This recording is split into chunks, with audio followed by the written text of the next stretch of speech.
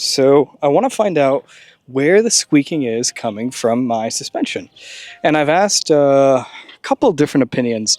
When I first got the suspension lift, I did it around 8,000 miles, and I started hearing squeaking the first time I got it. And now I have about 18,000 miles, and I still have it. And I did an 8,000 mile road trip, and I experienced it here and there. But when you put on some music, I don't really hear it. And when you're on smooth roads, it's not a big deal. And I went to go check it out first at Westcott Designs in Arizona.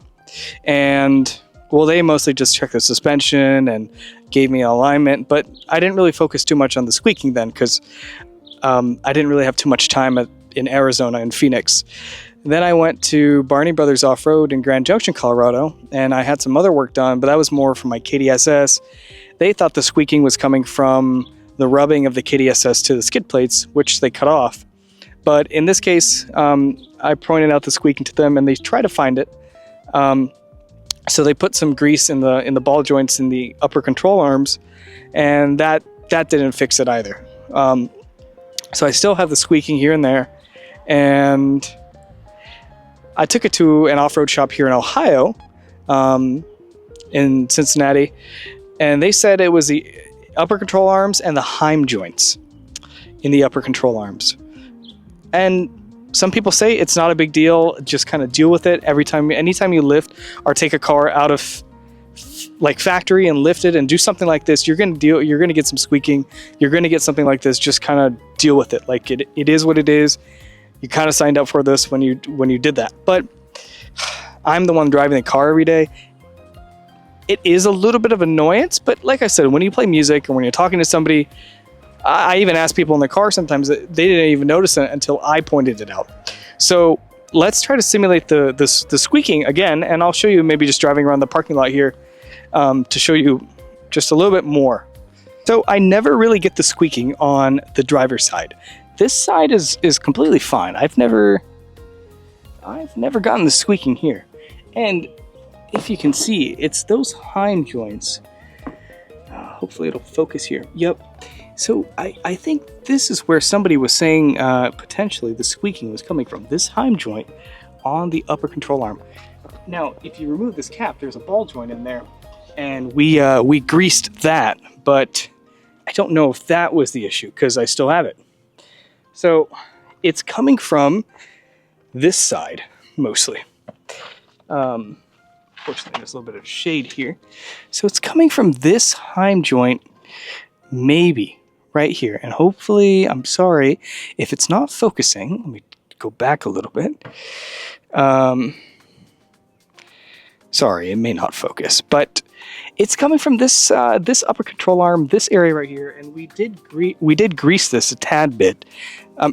We did grease it. We put some grease in there. So let me set this camera down a little bit, and I will try to simulate the squeaking.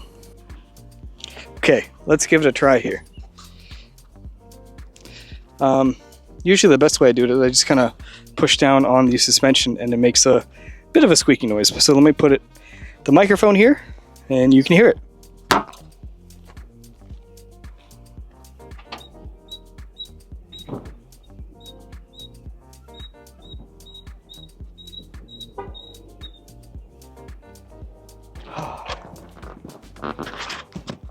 So I wonder where that's coming from, because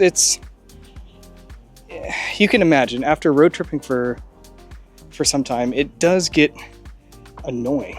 So would that kind of squeaking be coming from the Heim joints over here? I'm not sure. I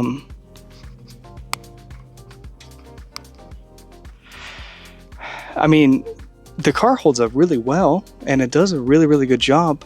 And I don't really see any significant difference between this Heim joint, except it's a little bit dirtier than the one on the driver's side.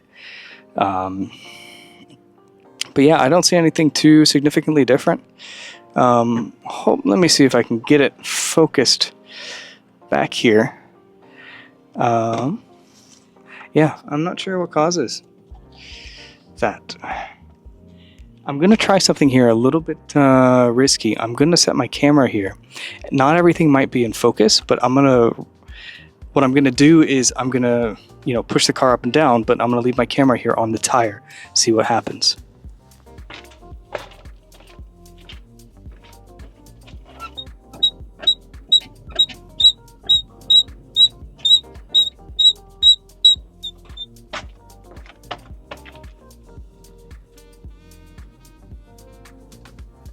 Okay, did you hear that? Where did that come from?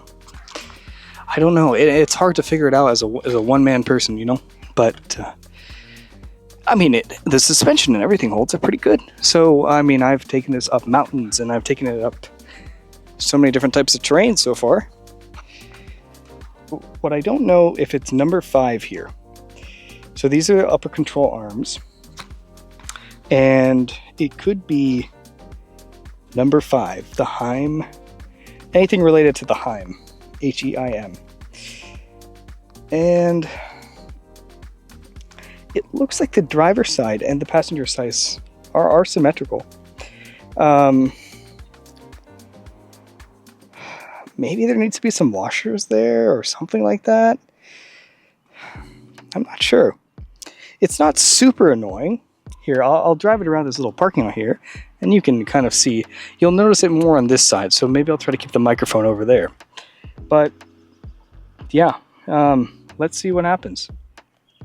Let's see if you can hear it. So what I'm going to do is I'm going to put this on the I might even turn this off, and I might take this very low so there's no fan noise. And let's see if we can get some squeaking.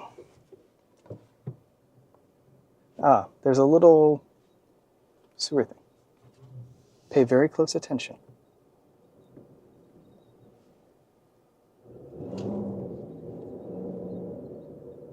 Do you hear that little squeaking? Listen very closely.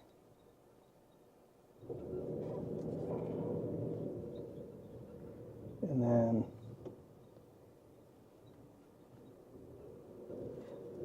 so that's the noise that you hear. But if I turn on the radio and go to NPR or something like that, and we're talking about the Salvadoran Civil War, you don't really hear the squeaking that much. So it's not that prevalent, it doesn't bother me as much. But as soon as I turn it off, maybe just back up here. And I wish my car had the 360 camera. You can hear it ever so slightly. It's not horribly obnoxious, but it is noticeable for me because I drive it every day. And I would love to figure out how to fix it. Some people say just deal with it, just live with it. It's normal. Some people say it's not normal. Some people say we need to put some more greasing, or let's just retighten things and take a look at things. So I'm not super knowledgeable on these things.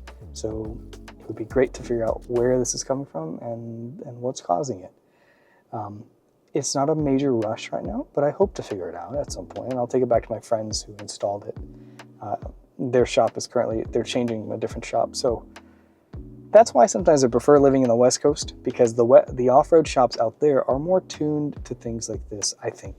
Now, the off-roading out here in Ohio, it's a lot of mudding and things like that. So they do lifts and things like that here, no problem. But I'm sure anybody who does lifts is knowledgeable. But I just feel like out there it's a little bit more centered towards Toyotas. Here, I feel like it's more Jeeps and other types of off-roaders. I don't know. That's just my bias and that's just my experience. But I wish I was surrounded by a plethora of off-road shops that I could just go get opinions from. But I don't know. Should I just give up on this, or should I just try to figure it out, or what? I don't know.